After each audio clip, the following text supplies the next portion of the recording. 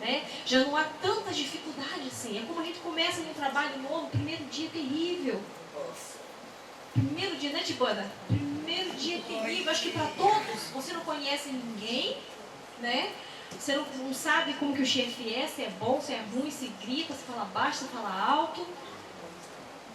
E aí você não conhece trabalho, você fica perdida, né? Um dia eu fui trabalhar numa fábrica aqui em Xiriquém.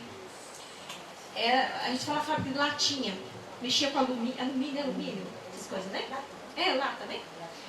E aí eu fui fazer o baita lá, né? Tava precisando de trabalho, fui lá fazer. Aí cheguei lá na fábrica, aí tinha as máquinas, as pessoas trabalhando assim, né? E era uma sala grande. Aí a pessoa me trouxe da empreiteira, me levou, fez no CAI, me largou no meio da sala. Aí falou, você espera um pouquinho aí, que a líder já vai vir, vai ensinar o trabalho para você. Eu não falava nada nenhum. E aí as pessoas trabalhando. Eu fiquei, acho que, plantada uma meia hora no meio daquela sala. A minha vontade era de cavar um buraco, sumir ali, ou pegar a porta, não sabia como que voltar. Não sabia nem como ir embora daquele lugar. E aí eu fiquei desesperada e não via ninguém. E eu olhava e as pessoas me olhando, assim, eu morrendo de vergonha. Todo mundo me olhando, e eu odeio, detesto chamar atenção, não gosto. E aí todo mundo me olhando, e eu não sabia para que posição ficar, ficava assim, baixava a cabeça, e me deixaram ali quase meia hora plantada. E aí depois vieram lá, falaram, olha, você vai trabalhar ali. E me deixaram ali. Eu nunca tinha feito aquele trabalho na minha vida. Nunca. Nada parecido. Minha mãe já trabalhou lá, mas ela trabalhou lá, eu não trabalhei. E aí uma brasileira também não estava com muita boa vontade de me ajudar. Aí alguma coisa ela me ensinava, porque o trabalho era corrido. Eu fiquei o dia inteiro trabalhando e não sabia o que ela estava fazendo. Eu não sabia o que ela estava fazendo. E aí foi um dia terrível para mim. Eu não vi a hora de passar tudo aquilo à tarde. Eu liguei para o presidente e falei, não vou trabalhar mais. Mas por que você não vai trabalhar? Porque me largaram lá plantada, ninguém me ensinou a trabalhar e eu não vou trabalhar mais. Nem vi a cor desse dinheiro. Nunca recebi esse dinheiro. Então também não tem problema, não vai me fazer falta. Mas assim, a gente fica perdido, sabe? Mas aí quando você acostuma no trabalho, né? Vai fazer 3 meses que eu estou nesse trabalho. E agora eu já sei, né? No começo a gente chega lá, tem um bodo, como que fala bodo? Lousa, tem uma lousa lá, né? E aí o chefe coloca lá, tem uns candi, tudo, e cada um tem um número, ele coloca lá, tal número, eu vou trabalhar em tal lugar. Eu chegava lá antes e a Veronice me ajudando. Eu chegava lá e falei, meu Deus do céu, onde que é isso, meu Deus do céu? Eles falaram, aqui é tal lugar, tal lugar, tal lugar. Eu sabia o nome dos lugares, mas quando estava lá na lousa o desenhinho lá, né? Um é redondo, o outro é assim comprido, assim, eu ficava, meu Deus, não sei o que. Né? Eu ficava toda perdida. E aí no dia que a Veronice faltava, eu me desesperava. Porque às vezes o chefe não estava, eu chegava e tinha que ver onde que eu vou trabalhar. E eu ficava assim, desesperada. Mas agora eu já aprendi, me acostumei, chego lá, meu chefe não está, a Veronice não vai. E aí eu chego lá, olho, eu já sei onde eu vou trabalhar, já vou pro meu lugar, já sei onde eu vou trabalhar, já sei o que eu vou fazer, né? E com as coisas de Deus não é diferente. Às vezes tem coisas que a gente tem muita dificuldade de fazer, mas quando você faz com disposição, quando você quer fazer para Deus, para agradá-lo, né, as coisas vão se tornando mais fáceis. Já não é tão difícil suportar aquele irmão que fala, né? Você aprende a suportar. Já não é tão difícil aguentar, né, alguns tipos de pessoas que são diferentes, que pensam diferente, que fazem diferente, que criam filhos de forma diferente. Então, esse é o amor de Deus, né? Nós aprendemos a suportar-nos uns aos outros. Jesus teve que aprender isso. Ele teve que conviver com pessoas que perseguiam ele, que viviam o tempo todo, que diziam que conheciam a palavra de Deus, que diziam que amavam a Deus, que sabiam as escrituras de cor e salteado. Mas eram pessoas que estavam com o coração longe de Deus, né? Amavam a Deus de palavra, e a Bíblia fala que não ame de palavra, de língua, de boca, de falar, mas ame com atitudes. Faça. E isso que às vezes eu falo em casa, as meninas, às vezes, até que não escutar, né? Falam assim, né? Ai, mãe, te amo. Isso aqui eu te amo. Fala, então se me ama, vai lavar a louça, né? Vai lavar a louça, vai limpar a casa. Eu falo para assim, realmente é isso, porque se a gente ama a Deus, né? Esse amor, ele não tem que se demonstrar só em palavras. É bom ouvir, né? Eu te amo, é muito bom ouvir, né? Mas é melhor ainda quando a gente quando faz, né? Quer demonstrar que me ama, lave a louça, né? Cozinha de vez em quando. esse é o amor que a gente quer, né? O amor em atitudes. Acho que essa é a maior demonstração de amor. E Deus, Ele quer isso, Ele quer que a gente demonstre esse amor, né? Que a gente demonstre que a gente ama Ele, fazendo aquilo que Ele manda na sua palavra. E a Bíblia fala aqui, né? Voltando lá em João 14.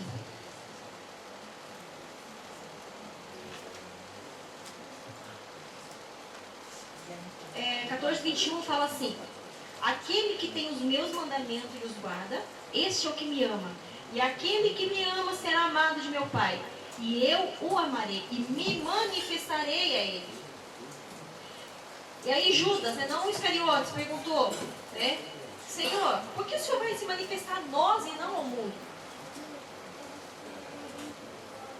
E Jesus fala de novo, olha, aquele que me ama, guarda as minhas palavras. Ou seja, aquele que me conhece, aquele que tem sede, que me busca, aquele que me ama, que demonstra em atitude, é nesse que eu vou me manifestar.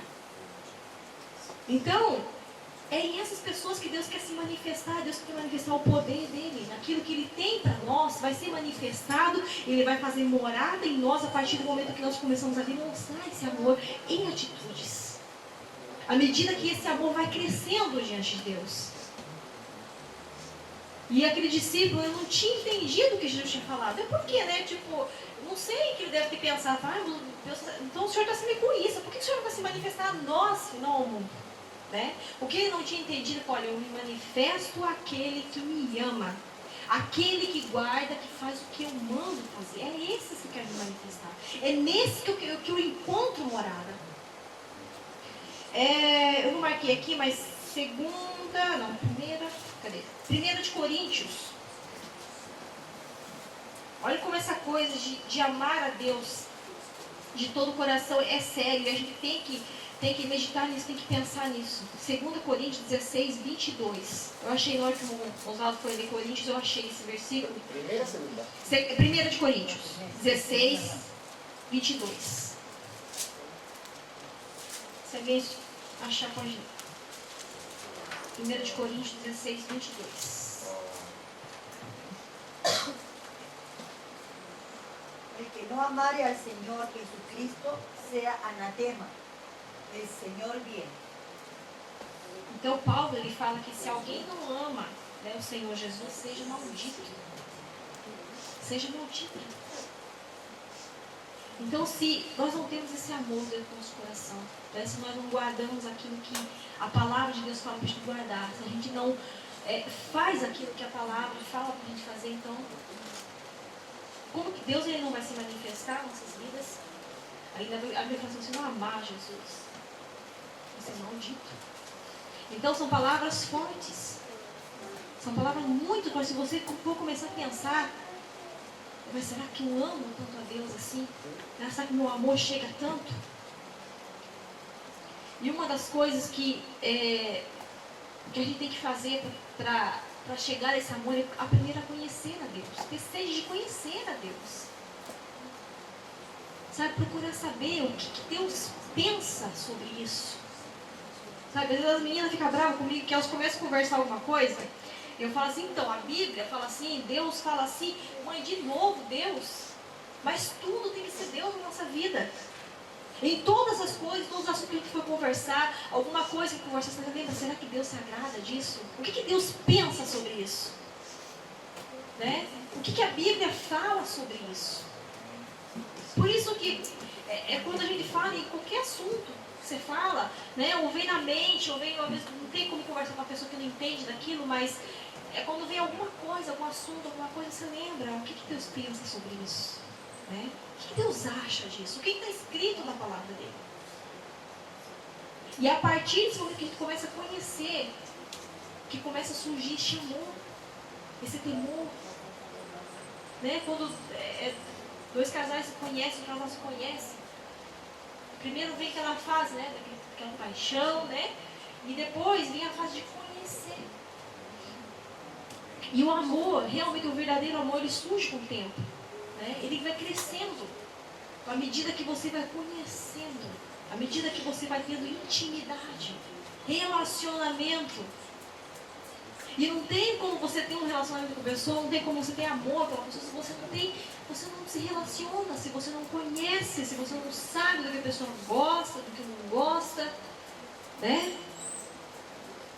E esse amor só cresce se você, à medida que você se relaciona com Deus. A Bíblia fala que, lá em Mateus, não precisa abrir não, tá? Capítulo 21, né? Você lê a parábola dos 2 filhos. O que acontece? O pai fala assim para o filho, tem 2 filhos, né? E ele fala para um assim, filho, vai trabalhar na minha vinha, né? Vai trabalhar. Ah, sim, pai, eu vou. Mas ele não foi, né? Saiu, foi trabalhar, não sei, foi os amigos, saiu beber, não sei, saiu, não foi. Ele falou para o pai que ia, enganou o pai e não foi. E aí ele chega para o segundo filho, filho, vai trabalhar na minha vinha, né? Vai lá trabalhar lá. Ah, pai, eu não vou não, né? Sei, desculpa, que Deus vai com preguiça, eu não quero trabalhar.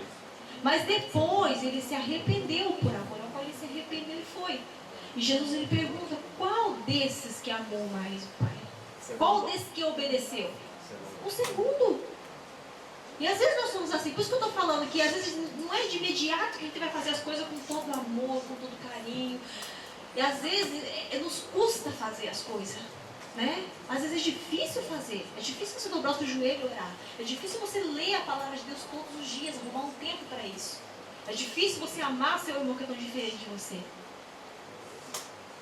Mas quando tem aquele temor dentro de nós, sabe, aquele desejo de agradar a Deus, né? O primeiro filho falou assim, eu vou fazer.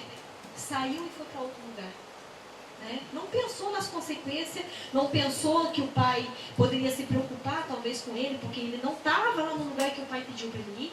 Né? Poderia, não sei, pensar tantas coisas. Mas ele não pensou nisso. Né? Não pensou. Agora o segundo filho falou assim, não dá para fazer não vou trabalhar não. Né? Vou trabalhar, acordar cedo é ruim, né? Não consigo comer café de manhã, né, Graça? Não consigo comer nada. E aí eu vou sair de casa com fome, ter que pegar trem, baço, né? Andar. Difícil. Mas depois ele pensou bem. Falei, não, meu pai pediu para mim fazer isso. Né? Ele está confiando em mim que eu vou fazer isso. Que eu tenho capacidade para fazer isso. E às vezes no calor das coisas a gente fala, eu vou entregar minha vida para Deus, eu vou amar a Deus, eu vou fazer tudo que Ele me pede. Mas aí aquela vontade de repente passa. Puf, vai embora. Né?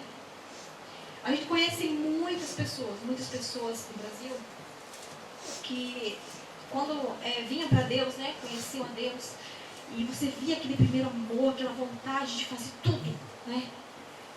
Eu quero cantar, eu quero pregar, eu quero evangelizar, e aquele queria falar para todo mundo de Jesus, mas aí ia se esfriando.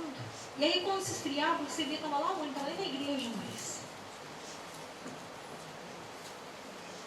Esse amor, ele cresce dentro de nós aos poucos, né? Conforme a gente vai conhecendo a Deus, esse amor ele tem que ir crescendo. A cada época que passar, tem que ir crescendo dentro de nós. Né? Não tem que ser aquela paixão. Quando Jesus estava ali falando, né, reunido com os seus discípulos naquela ceia, falando que um ali entre eles ia trair Jesus, né? A gente sabe que ficaram se perguntando, a maioria ficou se perguntando, né? Meu Deus, será que sou eu? Será que sou eu? Né? Então, ali na humildade, será que sou eu? Reconhecendo que a gente pode falhar, que a gente pode errar. Mas aí um deles, Pedro, falou assim, quem será que vai trair Jesus? Né? Quem será que vai trair Jesus? Ou seja, eu não sou. Só para falar, eu não vou fazer isso. Né? Mas dali a pouco tempo ele negaria Jesus 3 vezes. Jesus pergunta para ele depois, Pedro, você me ama? Ele fala, eu te amo, Senhor. Então apacenta minhas ovelhas. Pergunta a segunda vez, Pedro, tu me amas? Sim, Senhor, te amo. Então apacenta minhas ovelhas. E pela terceira vez, Pedro, tu me amas? Aí ele se aborreceu. Né? Ele ficou triste, mas Senhor, eu estou falando que eu te amo, poxa. Né? Tu sabes que eu te amo. Sabe, Jesus estava testando Eu não procurei assim pesquisar, mas o pastor estava falando, né, que esse amor que Pedro respondia não era o mesmo amor, né? O amor que Jesus estava falando, o amor ágape. E aí Pedro respondia no amor filéu, que é um amor de fraternal entre amigos. O que Jesus estava querendo dizer com isso? Porque quando nós achamos que somos autossuficientes, que nós enchemos a nossa boca e falamos que amamos a Deus, ainda nos falta muito. Ainda nos falta muita coisa. Mas Jesus, ele não estava julgando a Pedro. E ele sabia que Pedro ia negar ele 3 vezes, mas ele também sabia que a morte de Pedro, da forma que ele iria morrer, né, iria glorificar o nome do Senhor Jesus. Às vezes Deus olha para nós, não com o olhar de julgar você, né, mas de nos testar, de nos perguntar: a que tanto vai seu amor? Como que está o seu amor por mim? Como que vai o seu amor a Deus? Que tamanho que está? E ao mesmo tempo que ele pergunta isso, ele coloca, né, em nós a esperança que nós podemos crescer nesse amor. Esse amor, ele pode crescer dentro de nós. Esse amor, com o tempo, se nós quisermos, ele pode crescer. Ele pode aumentar. Porque é assim. O nosso amor cresce com a convivência, com o relacionamento, com a intimidade. É assim que cresce o amor. Não adianta querer, no Brasil fala, forçar a amizade, né? Não adianta querer forçar a amizade. E conhecer a Deus é se aprofundar. Sabe, é ter prazer em ler a palavra de Deus e falar: meu Deus, como essa palavra é linda. E quanta verdade há nessa Bíblia. Quantas palavras há de conforto, de consolo.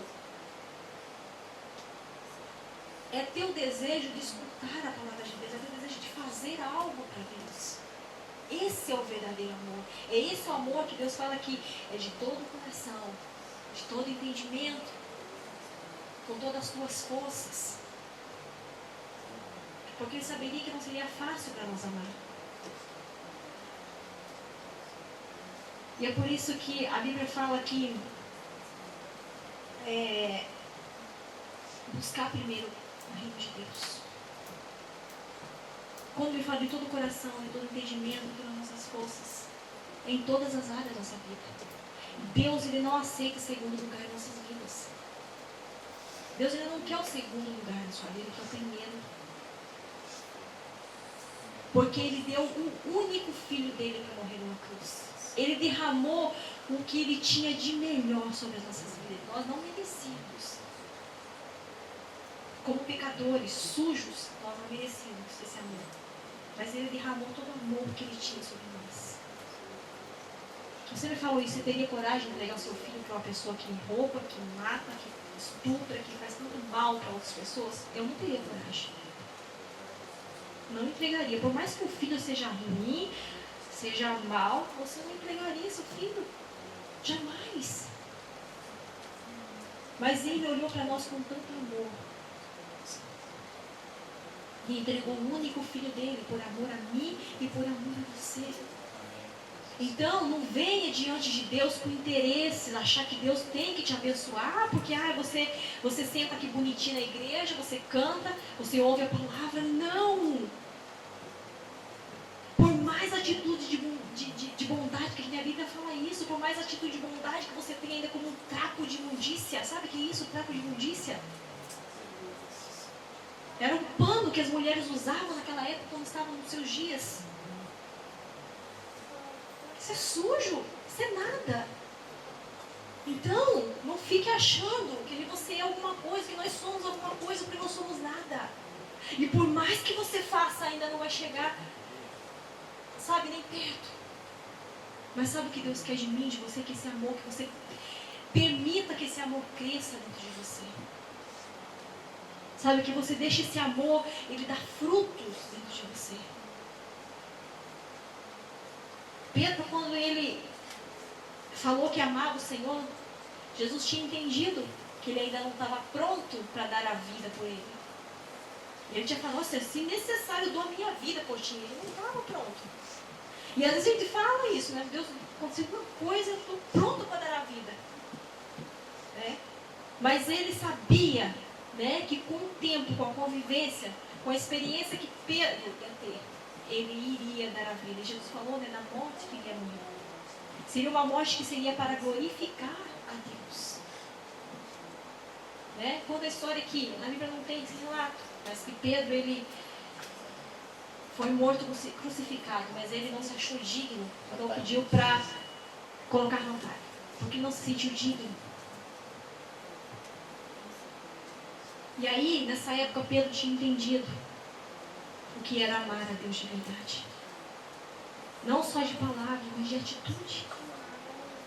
Sabe, ele espera, Deus ele olha para nós e espera sempre que a gente mude as nossas atitudes. Sabe, que a gente faça melhor. Ninguém é perfeito. Nem pode dizer, eu sou perfeito, né? Sou campeque. Não sou. Ninguém é. Só porque nós temos que fazer é progredir. Sabe, é ser transformado pela palavra de Deus a cada dia. Mudar as nossas atitudes. Sabe, se hoje eu falo mal de alguém, na próxima oportunidade que tiver de falar mal de alguém, fecha a boca, não fala. Procura fechar a boca, não falar. Se eu tenho costume de sei lá, faz qualquer outra coisa, enterra tanto, né, bipeca tanto. Então, nós temos um Espírito dentro de nós, o Espírito Santo que, sabe, quando você vai fazer algo de errado, ele fala, opa, não é bem por aí. E às vezes nós passamos por cima, né, da voz do Espírito Santo e fazemos. É isso que ele quer de nós. Perfeitos nós vamos ser quando nós estivermos no céu. Aí sim, vai ser, né, guiado para sempre. Mas aqui nós estamos sujeitos a errar, estamos sujeitos a pecar. Mas o que ele quer de mim, de você, é esse amor. Sabe, um amor sacrificial, porque foi esse amor ágape, foi esse amor sacrificial que ele derramou sobre as nossas vidas. E servir a Deus é sacrifício. Servir a Deus, ele não é um peso que nós não podemos carregar, mas é difícil. É difícil você rejeitar as coisas do mundo, é difícil você rejeitar o seu eu, as suas vontades, mas não é impossível. Não é impossível. Né? Por isso que a Bíblia fala que não é pesado. Não é um fardo tão pesado que você não consiga carregar. Nós conseguimos com a ajuda dele. Amém? Se coloque de pé, vamos estar orando.